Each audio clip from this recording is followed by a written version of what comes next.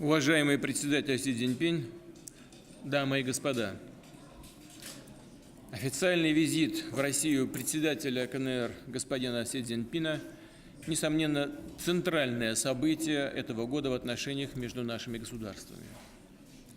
Вчера мы с господином Си Цзиньпином общались в неформальной обстановке, откровенно обменялись мнениями по наиболее важным вопросам двустороннего сотрудничества.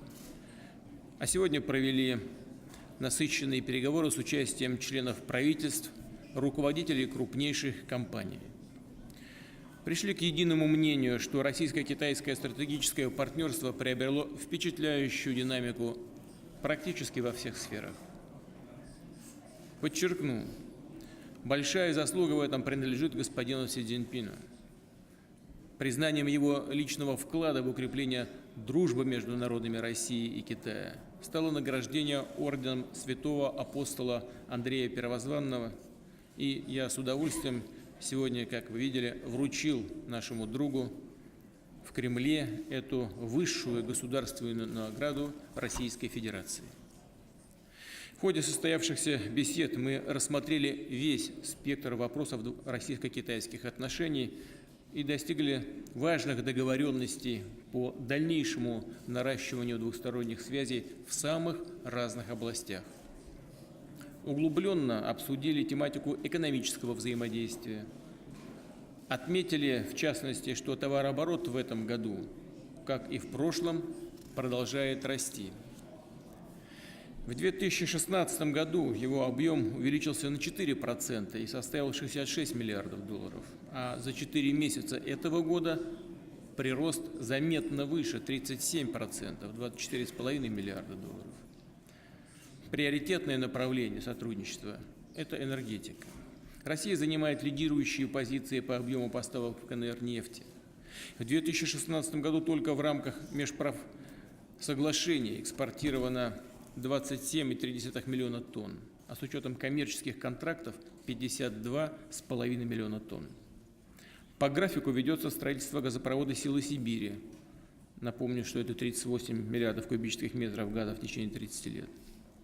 Как вы видели, только что руководители «Газпрома» и Китайской национальной нефтегазовой корпорации подписали дополнительное соглашение, ориентированное на начало первых поставок природного газа уже в декабре 2019 года. Продолжается согласование параметров западного маршрута. На завершающей стадии строительства предприятия по производству сжиженного природного газа «Ямал-СПГ». Напомню, что существенная доля в этом проекте принадлежит китайским партнерам – 29,9%. На сегодня завод готов на 90%, а его запуск планируется уже в конце текущего года. Отмечу успешный опыт возведения первой очереди Тяньваньской атомной электростанции. В следующем году должны вступить в строй еще 2 энергоблока станции. Условились продолжать самую тесную кооперацию в атомной сфере. Особое внимание уделили сотрудничеству в высокотехнологичных областях. Речь идет о совместном освоении космического пространства.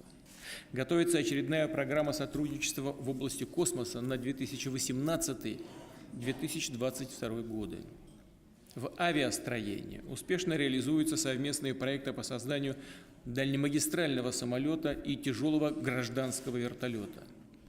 В сфере транспорта ведется проектирование высокоскоростной железнодорожной магистрали Москва-Казань. Решаются вопросы локализации производства подвижного состава. Другой транспортный проект – создание автомобильного маршрута Европа-Западный Китай, и работа на его российском участке планируется завершить в 2019 году. Большой потенциал видим в совместном использовании Северного морского пути, Транссибирской и Байкало-Амурской магистралей. Это во многом созвучно инициативам китайских партнеров, обсуждавшимся на недавнем форуме в Китае, обсуждавшейся теме «Один пояс, один путь». Инициатива китайского лидера заслуживает самого пристального внимания и всячески будет поддерживаться Россией. Уверен, за такими масштабными проектами интенсивная торговля, современные производства и рабочие места, опережающее развитие российских и китайских регионов. Мы поставили задачу активнее развивать кредитно-финансовую сферу и сотрудничество в этой области. Кстати, в прошлом году накопленные прямые капиталовложения из Китая увеличились на 12%, достигнув $2,3 миллиарда. Поддержали договоренность между Российским фондом прямых инвестиций и Банком развития Китая о создании совместного инвестфонда объемом 65 миллиардов юаней. Условились продолжить консультации по более широкому использованию национальных валют во взаимных расчетах и инвестиционной сфере. Уверен, этому будет способствовать открытие в Китае первого зарубежного отделения Центрального банка Российской Федерации. Видим значительные возможности в сотрудничестве в области сельского хозяйства. В прошлом году объем экспорта российской аграрной продукции вырос на 17% и достиг $1,6 миллиарда. Кроме того, принято решение об увеличении поставок российской пшеницы. В финальной стадии согласования документа о допуске на рынок Китая и других зерновых культур. Обсужден также вопрос об отмене ограничений на импорт в Китай российского мяса и продукции птицеводства. Проведен обстоятельный обмен мнениями по сопряжению деятельности Евразийского экономического союза с китайской инициативой экономического пояса «Шелкового пути». Это весьма перспективное направление приложения совместных усилий в русле нашей идеи о формировании большого евразийского партнерства. На переговорах были затронуты и другие значительные темы, прежде всего гуманитарные контакты. О дальнейших планах в этой сфере подробно поговорили в ходе нашей с господином Си Цзиньпинем встречи с представителями общественности, деловых кругов и средств массовой информации двух стран. Подчеркнули успешную реализацию очередного масштабного проекта годов российских и китайских средств массовой информации. К визиту председателя КНР приурочено и проведение очередного форума СМИ. Его главным итогом считаем договоренность о запуске в КНР нашего третьего по счету культурно-просветительского телеканала «Катюша». Подготовлено к подписанию соглашения в сфере кинопроизводства. Есть хорошие наработки в области мультипликации. Намерены и далее укреплять научные и образовательные связи. На сегодняшний день в России обучается около 25 тысяч китайских граждан, а в Китае 17 тысяч россиян. К 2020 году студенческие обмены планируется довести до 100 тысяч человек. Уже в сентябре этого года состоится набор в первый российско-китайский университет в Шэньчжэне, создаваемый с участием МГУ имени Ломоносова и Пекинского политехнического университета. В перспективе в нем смогут обучаться до 5000 студентов. Отметили положительную динамику в области туризма. Китайские граждане занимают лидирующие позиции по количеству турпоездок в Россию. В 2016 году их число выросло до 30%. Это 1 миллион 280 тысяч человек. Китай уже стал вторым по популярности направлением у российских туристов. Тоже значительный плюс 30%. Конечно, в ходе переговоров большое внимание уделили внешнеполитической тематике. Россия и Китай активно взаимодействуют на международной арене. Условились с господином Си Цзиньпинем углублять сотрудничество в различных многосторонних форматах, в частности в ООН, Шанхайской организации сотрудничества, группе 20, что нашло свое отражение в нашем совместном заявлении. Через 2 дня вместе с председателем КНР примем участие в саммите «Двадцатки» в Гамбурге. Там же, по сложившейся традиции, проведем рабочую встречу лидеров стран БРИКС. Как вы знаете, в этом году Китай председательствует в объединении и будет принимать официальный саммит в Сямэне в сентябре. В числе совместных внешнеполитических приоритетов комплексное решение проблем Корейского полуострова в целях обеспечения прочного мира и стабильности в Северо-Восточной Азии. Договорились активно продвигать нашу общую инициативу, основанную на российском поэтапном плане корейского урегулирования и китайских идеях параллельного замораживания ракетно-ядерной деятельности КНДР и крупномасштабных военных учений Соединенных Штатов Америки и Республики Корея.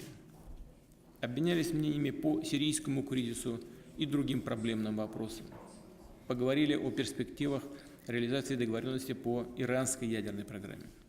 Если суммировать, то Россия и Китай действительно придерживаются очень близких или совпадающих позиций по всем важнейшим международным проблемам. Мы намерены и далее наращивать нашу внешнеполитическую координацию. В целом, сегодняшние переговоры, несомненно, послужат дальнейшему развитию всего комплекса по-настоящему дружественных отношений между Россией и Китаем. Я еще раз благодарю наших китайских друзей за открытый, полезный диалог. Хочу выразить слова благодарности нашему другу, председателю Си Цзиньпиню. Спасибо за внимание.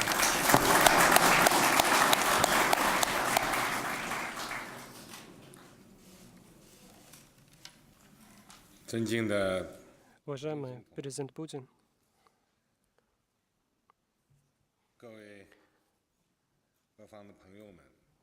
российские коллеги, друзья из прессы, добрый день.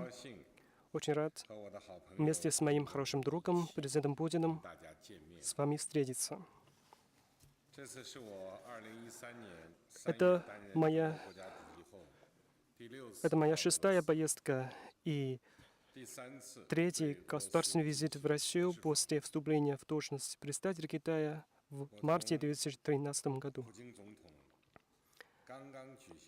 Только что мы с президентом Путиным провели 3-ю в этом году встречу, глубоко обменялись мнениями по двусторонним отношениям, по ряду крупных международных и региональных вопросов достигли широких договоренностей.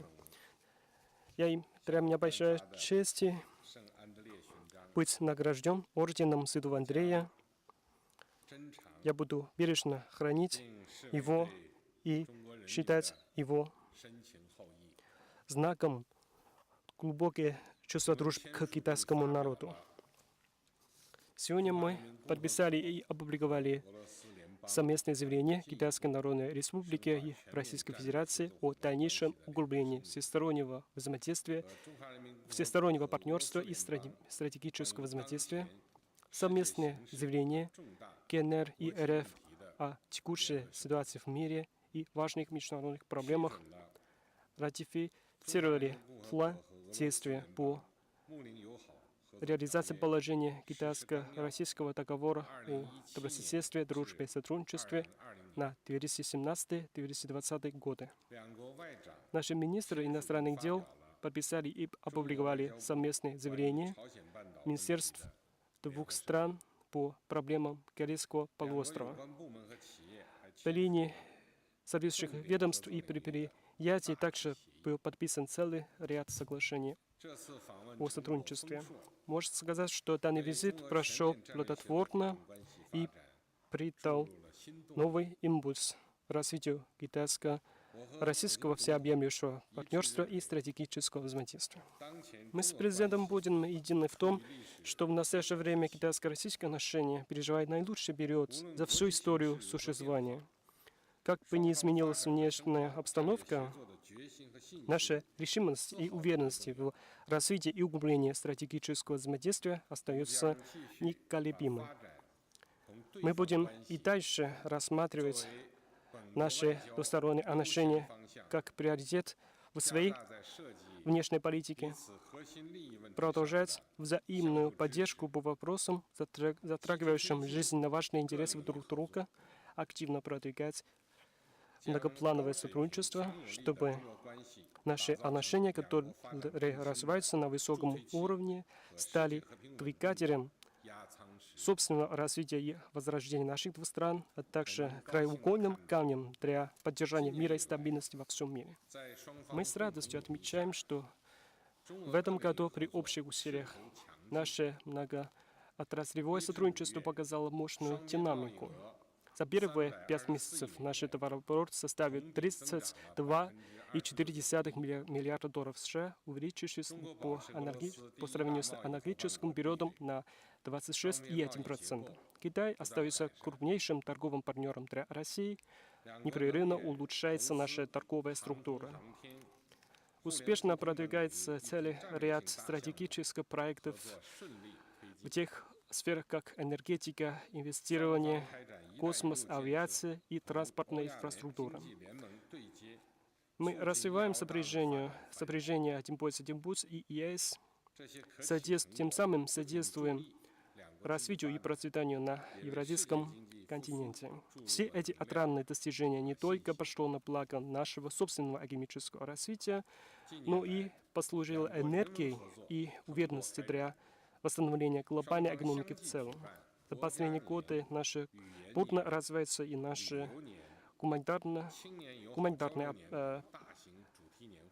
контакты. Например, мы проводим мероприятия в рамках национальных годов языка, годов туризма, а также годов молодежных обменов. В этом году мы успешно провели годы СМИ. И наши взаимные поездки стали более интенсивными и удобными. Значительно повысилось количество людей, учащихся друг друга и совершающих туристическую поездку друг к другу.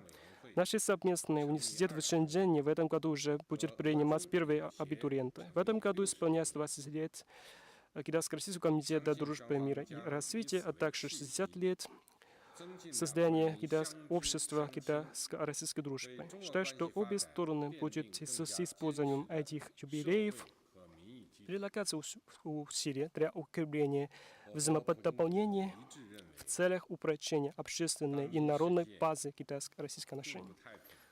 Мы с президентом Путиным едины в том, что нынешний мир неспокоен. Непрерывно появляются локальные конфликты и войны. По-прежнему останутся сложными те проблемы, как Корейский полуостров и сирийский вопрос. Считаю, что мы настроены на усиление с Россией, координацию и взаимодействие в международных делах вместе с международным обществом, прилагать усилия для оптимизации системы глобального управления, для защиты, для поддержания стратегического баланса и стабильности во всем мире, для совместного преодоления глобальных угроз и вызовов, таких как терроризм, чтобы вместе стимулировать процесс политического урегулирования горячих точек и в целях формирования нового типа межгосударственных отношений на основе сотрудничества и взаимной выгоды.